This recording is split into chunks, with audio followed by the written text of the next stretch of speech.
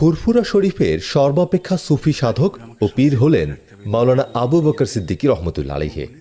তিনি ফুরফুরার মখদুম মাওলানা মনসুর বাগদাদি প্রতিষ্ঠিত পীর বংশে জন্মগ্রহণ করেন। তিনি তার পিতামাতার একমাত্র সন্তান।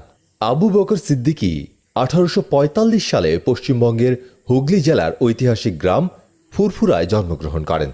তার পিতার নাম আব্দুল মুক্তাদির সিদ্দিকী এবং মাতার নাম মুহব্বতুন্নেসা বেগম। সিদ্দিকীর পিতা আব্দুল মুক্তাদির সিদ্দিকী ইসলামের প্রথম খলিফা আবু বকরের বংশধর ছিলেন। তিনি সবার নিকট দাদা পীর কেবলা নামে পরিচিত ছিলেন।